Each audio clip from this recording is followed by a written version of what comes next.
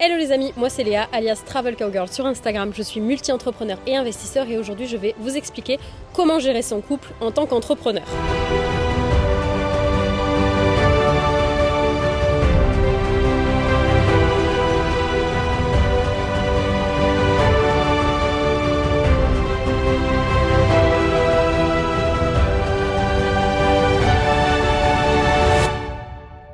Trois types de situations. Soit tu es célibataire, donc tu n'as pas ce problème, soit tu es en couple et le seul entrepreneur des deux, soit vous êtes tous les deux entrepreneurs. Donc moi je vais te parler de la troisième catégorie dont je fais partie. On est tous les deux entrepreneurs dans des domaines qui n'ont rien à voir en termes de gestion.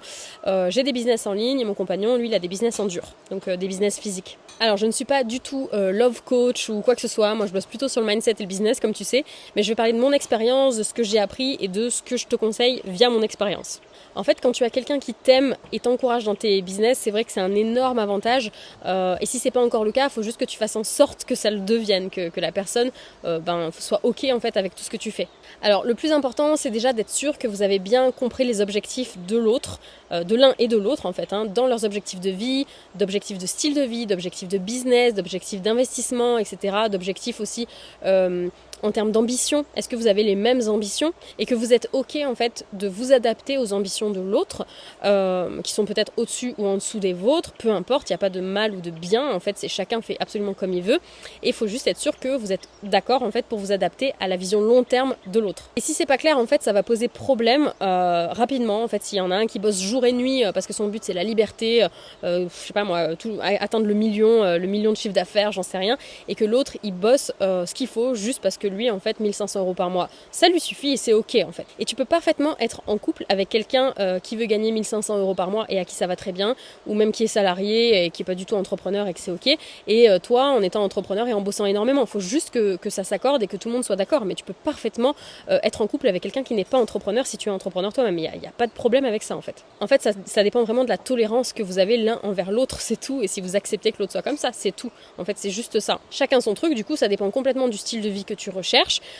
Si vivre sur une petite île en te nourrissant de ce que tu pêches, faire du surf toute la journée, dormir dans un hamac, c'est ton style de vie idéal, tu n'auras pas besoin du même budget, de la même charge de travail que celui qui va vouloir voyager, je sais pas moi, dans un pays par mois, vivre dans un château, voler en jet privé, enfin chacun son truc, d'accord. Je ne pense pas qu'il y ait de bons ou de mauvais objectifs, il n'y a que des objectifs qui vous correspondent ou pas, c'est tout. Bref, donc en couple, posez-vous. Prenez-vous une bière, parlez de vos objectifs au moins une fois par an, en mode voici quel est mon objectif, voilà comment je compte bosser dans les prochains mois, dans les prochaines années, voilà les concessions que je compte faire, j'ai besoin de toi pour m'épauler, j'ai besoin que tu sois présent, même si j'ai pas besoin de toi pour tout faire à ma place non plus, mais ça va pas être facile, je veux savoir si tu vas accepter ce style de vie là ou pas, etc. Prenez vraiment le temps en fait d'avoir cette discussion.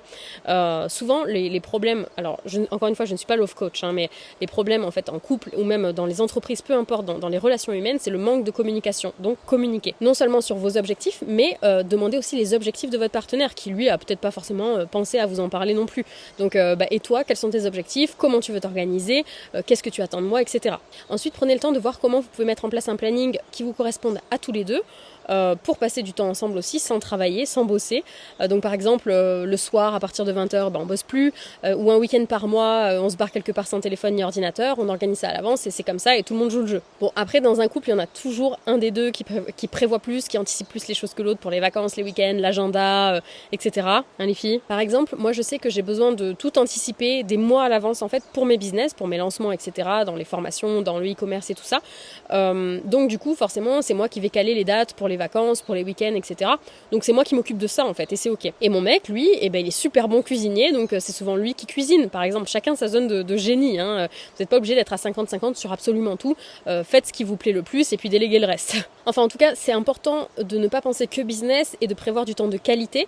Même si vous êtes dans une période de transition entre un taf et un business, que vous n'avez pas du tout une seconde à vous, vraiment faites de votre mieux. De toute façon, on ne peut pas faire mieux que de son mieux, mais faites au moins de votre mieux pour passer du temps aussi avec votre compagnon ou votre compagne, parce que la plupart du temps, vous voulez être libre pour passer plus de temps avec cette personne-là. Donc, commencez à le faire quand même de temps en temps.